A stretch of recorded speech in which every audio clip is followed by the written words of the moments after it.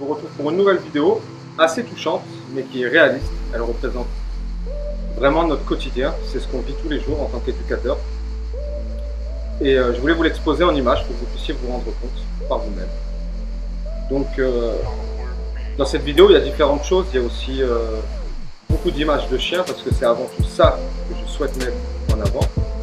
Mais que le business du chien, il occulte une partie qui est assez triste.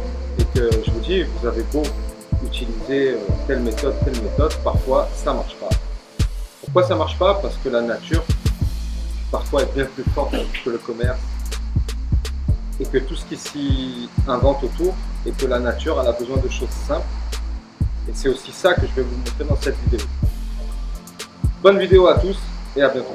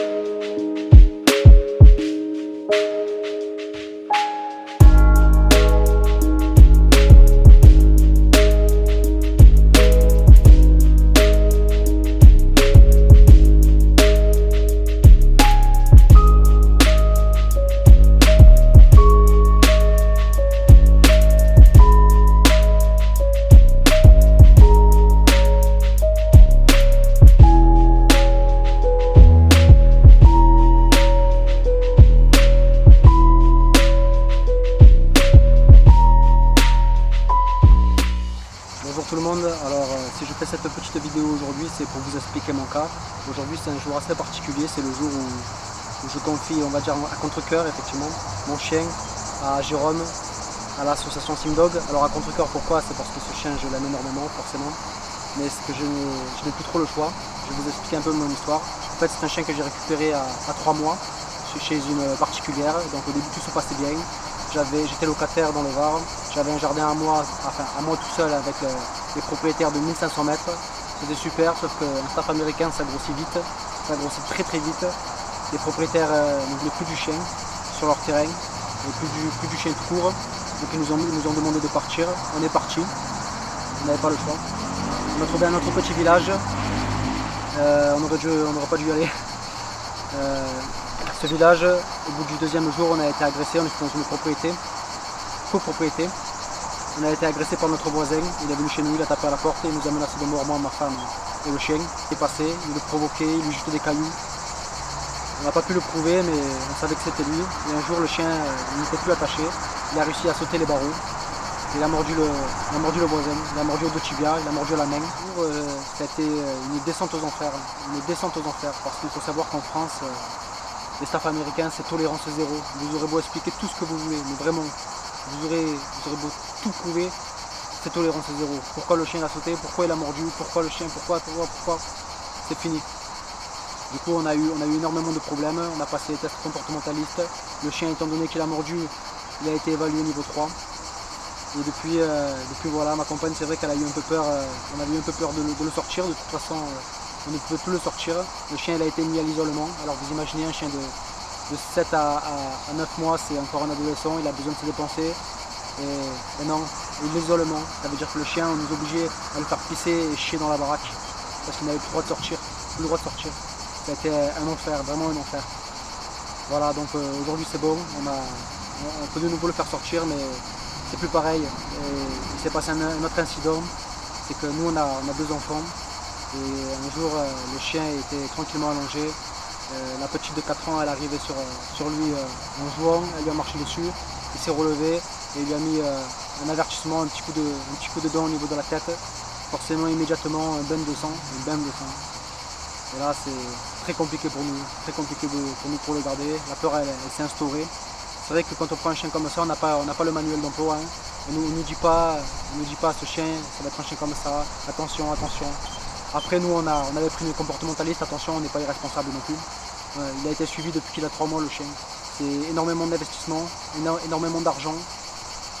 Vraiment, vous n'imaginez pas à quel point. Et voilà, il est têtu, il est dominant, voilà, pourtant on l'a castré. Et nous on ne pouvait plus le gérer, vis-à-vis des petites on ne pouvait plus le gérer ce chien.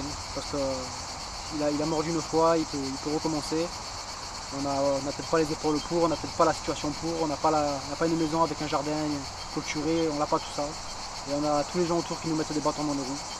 Donc voilà, nous on n'a pas de solution. Le chien je voulais pas le vendre, je voulais pas qu'il termine à Marseille pour faire des combats ou de la reproduction. Non, le chien je voulais une personne comme Jérôme qui sait ce qu'elle fait, qui sait de quoi elle parle. Très important vraiment, si j'avais su depuis le début le chien je ne l'aurais peut-être pas pris. C'est une grosse responsabilité. On croit que c'est rien, on croit qu'il ne va rien arriver.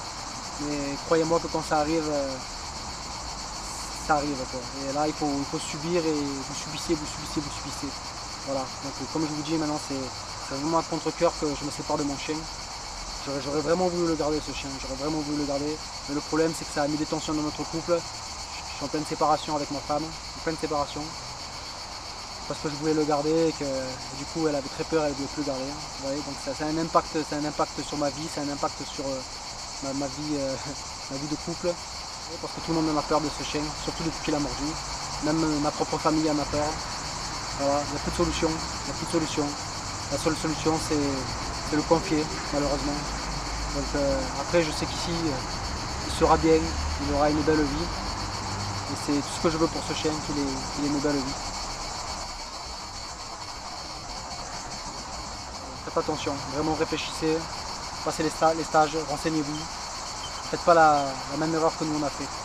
Voilà, merci.